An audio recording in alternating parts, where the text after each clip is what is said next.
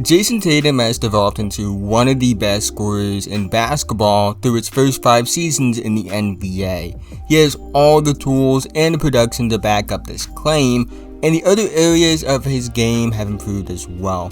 Tatum isn't just someone that I believe is one of the best scorers in the league, he's also one of the best players in the league. In today's video, I'll be breaking down the game of Jayson Tatum and what makes him a franchise player, and also someone that I believe can be the best scorer in basketball in just a few years.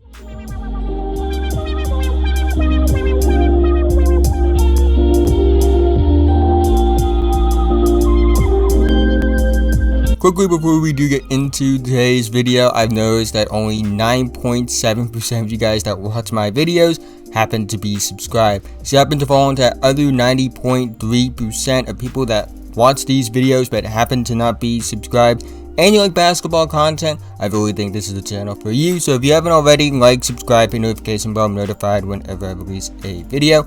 It's free and it helps me out a lot. Let's try to get 100 likes on this video so YouTube will recommend it to others. That being said, let's talk about Jayson Tatum. Despite a slow start to this season, Jayson Tatum has improved his efficiency throughout the course of this season in general. After shooting below 40% from the field over his first 21 games of the season, he's been relatively efficient over his last 48 games so far. On the season, Tatum is averaging 27 points, around 8 rebounds, around 4 assists on around 45, 35, 86 shooting splits. He's a better 3-point shooter than his 35% from 3 on 8.7 attempts of the season suggests that he is. And to be honest with you, 35% from 3 on almost 9 attempts on its own isn't bad.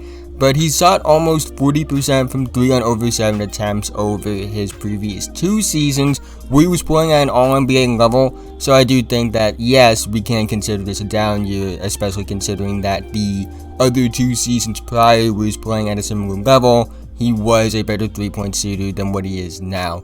He's someone with decent shot variance on his 3-pointers as he takes 3.4 catch and shoot 3-point opportunities per game and 5.1 pull-up opportunities from 3 per game. He loves going to his patented sidestep 3-pointer, which has become his go-to move over the years. Given his frame, given his good handle, and given the shooting ability both on and off balance, his sidestep 3-pointer has become a very deadly move out in the wing. I would say that Tatum has a good shot diet in general. 5.5 field goal attempts within the restricted area per game, 3.5 field goal attempts in the mid-range area per game, which given his numbers I think is a good amount. 8.7 field goal attempts from the 3-point range, like I mentioned earlier. He loves going to the fadeaway while in the mid-range. It's easily the most attempted mid-range shot type I've seen from him, and the numbers back this up as well. And like the sidestep, I really think this can become a staple in his game. He's also a pretty good finisher around the basket, shooting 66% within the restricted area, which is 26.4 of his attempts, and he shoots 57.4% on all layup attempts, which is at 27.9% of his attempts this season. There's also would factor in his restricted area percentages as well, so keep that in mind. Now, I will say this. His numbers in general are down this season efficiency-wise when it comes to just about everything, and the layup and paint scoring numbers are really helping out his overall efficiency this season. I will say this, the lower numbers this season in general efficiency wise have a lot to do with just how slow of a start to the season he had, and it was a very slow start to the season to say the least, enough to really drag down his overall numbers and make it so that the overall numbers don't always show just how good of a season he may have had just because of how slow that start was. I really think that his slow start was just a bad shooting slump more than anything, especially considering the way he's been playing recently, or really since the end of December.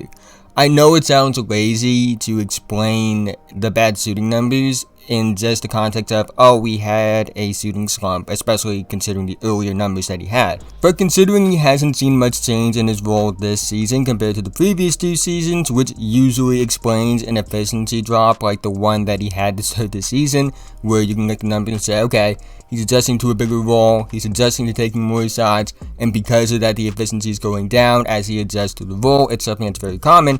But the thing is, he's playing at an All-NBA level this season, and he was playing at an All-NBA level for the previous 2 seasons, and he hasn't seen much change in the type of shots that he takes either. When you don't see much change in the role and the variance, and an efficiency drop still occurs, a slump is really the answer that makes the most sense.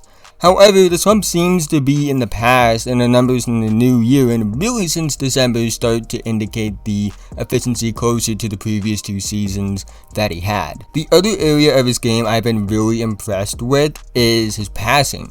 Over the last 2 seasons, the improvements he's made as a passer are very encouraging. He's making a lot more of an effort to get those around him involved. He makes the right reads a lot, even if those around him aren't hitting shots. I would really watch the second away game they played against the Knicks this season as an example of his passing ability. He was making a lot of really good reads in that game. It just so happened to be that the guys around him weren't making the shots. I also have been encouraged by his improvement in awareness of his scoring gravity over the years, finding teammates open when defenders throw help his way. I wouldn't say that Tatum is a special passer, someone you want being a primary player in this theater, but he is someone that is already good enough of a passer given his elite scoring and can still improve in this area as well. He's someone I think could average around 5 assists per game at his best, which may not seem like a lot, but it is something I think is valuable to have as somebody that will get a lot of attention as a scorer, and having that tool in your bag to find open teammates when they throw help your way because of your scoring gravity drawing so much attention can be deadly. To me, Jayson Tatum is everything you look for in a go-to scoring superstar. He's not going to be some hub creating playmaker that works in the PNR and just is a primary initiating type like a Trae Young or a Luka Doncic or what Kid Cunningham could potentially be or what LeBron James has been. He's somebody that's closer to more of a go-to scoring role like a Paul George, Kawhi Leonard, Kevin Durant type. Now, I'm not saying he's going to be as good as any of those players, although I do think he's already pretty close to being as good as Paul George has been, if he's not better than Paul George. But that's another story for another time. But I do think that role that Kevin Durant plays as a superstar, where it's a lot of go-to scoring and passing is secondary, I do think that's the kind of archetype that Jayson Tatum fits. He has the skills to create up the dribble. He's willing and capable off the catch. He hits tough shots. He has good shot variance. He can score on all 3 levels.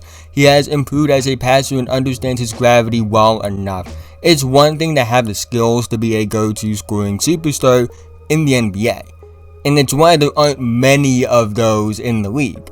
But Tatum has the mindset on top of the skills to take over a game.